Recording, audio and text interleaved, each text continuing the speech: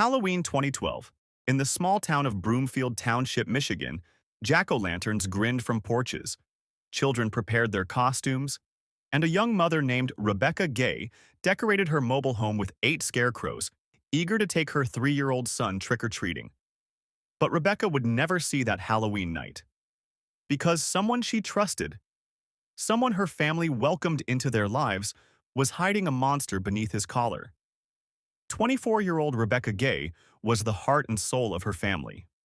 Born March 26, 1988, in Midland, Michigan, she grew up as one of 4 children in a close-knit family.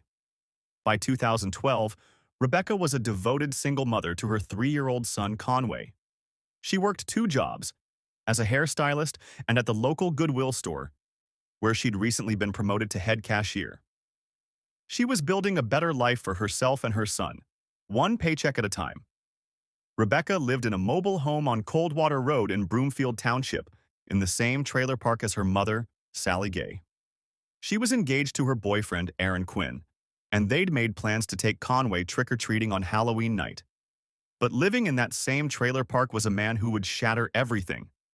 A man Sally Gay had welcomed into her life. A man who called himself a pastor. His name was John Douglas.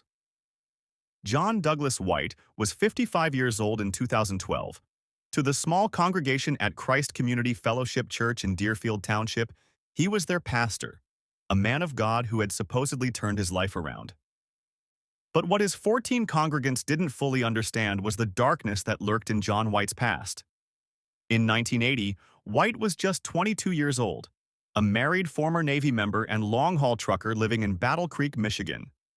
One day, he invited his 17-year-old neighbor, Teresa Etherton, to his basement to see the stock car racetrack he'd built.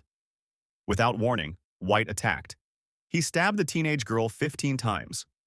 As he choked her, he said words that would haunt her forever. "You're going to go now. I'm really sorry you had to go like this. But what the FK? You're just a woman." Miraculously, Teresa survived. White was arrested and convicted. But here's where the system failed catastrophically.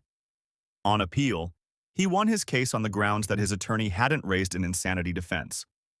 After serving just 2 years, he walked free in 1983 with probation and mandatory mental health treatment. The monster had been released. Fast forward to July 1994. White, still married with 2 children and a third on the way, was working as a maintenance worker at a textile company. He began an affair with a 26-year-old colleague named Vicki Sue Wall. On July 11, 1994, at 3 a.m., surveillance cameras at a grocery store parking lot captured the last known footage of Vicki alive, getting into a black pickup truck with a bearded man. It was John Douglas White. 6 weeks later, Vicki's body was discovered in a rural area. She was naked except for a shirt and bra around her neck. The body was so decomposed that the coroner couldn't determine the cause of death. White denied everything. He refused a polygraph. But luminol tests found traces of blood in his truck. Still, the physical evidence was limited. In what can only be described as another failure of justice, prosecutors accepted a plea deal. White pleaded no contest to involuntary manslaughter and received just 8 to 15 years in prison. He was released in February 2007. The monster was free again. After his release, John White reinvented himself. He moved to a trailer park 11 miles west of Mount Pleasant. He became a pastor at Christ Community Fellowship, a tiny church with just 14 members.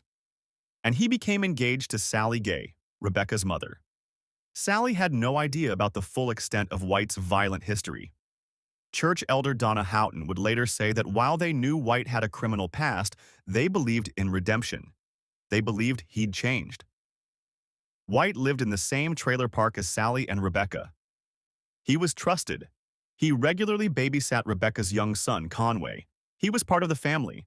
But in the weeks leading up to Halloween 2012, something dark was stirring in John White's mind.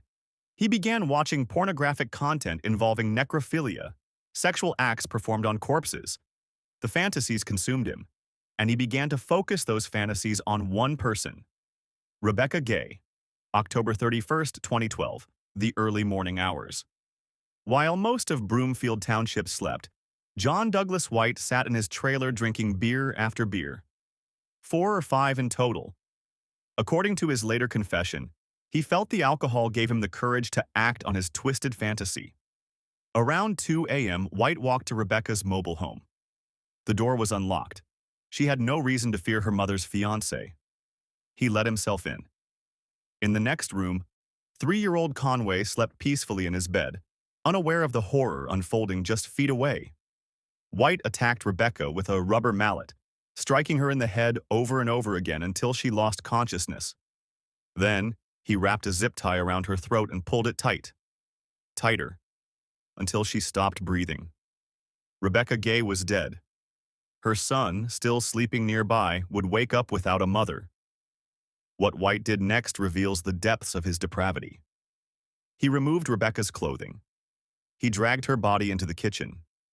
The autopsy would later reveal evidence of sexual assault, though White claimed he couldn't remember if he'd acted on his fantasy. He stuffed her body into a garbage bag and drove approximately 1 mile away, dumping her down a ravine behind some pine trees. Then, incredibly, he returned to Rebekah's home. When Conway woke up that morning, John White was there, the man who had just murdered his mother, dressed the 3-year-old boy in his Halloween costume. At 8 a.m., White drove Conway to a grocery store parking lot and dropped him off with his father. Conway had spent hours in that trailer with his mother's killer, completely unaware that his world had been destroyed. Later that morning, when Rebekah didn't show up for her shift at Goodwill, her coworkers grew concerned. This wasn't like her. Someone went to check on her. Her car was found in a bar parking lot near her trailer. Inside her home, her purse sat on the counter. But Rebekah was nowhere to be found. The Isabella County Sheriff's Department launched a missing persons investigation. As deputies canvassed the trailer park, Sally Gay was beside herself with worry. And at Christ Community Fellowship Church, Pastor John Douglas White stood before his congregation with a solemn request: pray for Rebekah Gay's safe return. But investigators were already noticing inconsistencies. An area of carpet in Rebekah's home looked freshly cleaned. White's story about the last time he'd seen Rebekah didn't quite add up. And during his interview, detectives noticed a cut on White's nose. As a routine part of their investigation, they looked into White's background. What they found was chilling. The attempted murder in 1980, the suspicious death in 1994. This wasn't a reformed pastor. This was a violent predator who had slipped through the cracks of the justice system. Investigators asked White to take a polygraph test. He reluctantly agreed, but only at Sally's urging. For 20 excruciating hours, the family prayed. The community searched. All while John White maintained his facade. But the pressure was mounting. Detectives told White that Rebekah's body would decompose in the cold, wet weather. They appealed to whatever humanity might be left in him. In the early morning hours of November 1st, John White broke. He offered investigators a deal. He would tell them where Rebekah's body was in exchange for a life sentence and segregated housing. He was afraid of what other prisoners would do to him. And then, he confessed everything. Rebekah's body was recovered from the ravine where White had dumped her. The autopsy confirmed what investigators had feared: ligature marks around her neck, evidence of a vicious beating, and signs of sexual assault that occurred during or shortly after her death. In March 2013, John Douglas White pleaded guilty to second-degree murder as a habitual third offender. On April 18, 2013, Isabella County Chief Circuit Judge Paul Chamberlain delivered the sentence: 56 to 85 years in prison. The judge made it clear there was no reason John Douglas White should ever leave prison. In court that day, Sally Gay confronted the man she had once planned to marry. Her words were searing. For 20 excruciating hours, we prayed that Rebekah would come home. She was not yours to take. How dare you? Rebekah's sister, Deborah Gay, called for the creation of a registry for violent offenders, similar to sex offender registries. She told the court that if her family had known the full truth about John White's violent past, Rebekah might still be alive. But the story doesn't end there. 4 months after his sentencing, on August 28, 2013, John Douglas White was found dead in his prison cell at Michigan Reformatory Correctional Facility in Ionia. He had hanged himself. The monster was finally gone. But so was Rebekah, and the damage he'd left behind would last forever. Rebekah Gay was just 24 years old when her life was stolen from her on Halloween 2012. She was a daughter, a sister, a mother, a fiancé, a friend. Her son, Conway, who was just 3 years old that terrible night, grew up without his mother because the justice system failed. Not once, but twice, dangerous criminals were given minimal sentences for horrific crimes against women.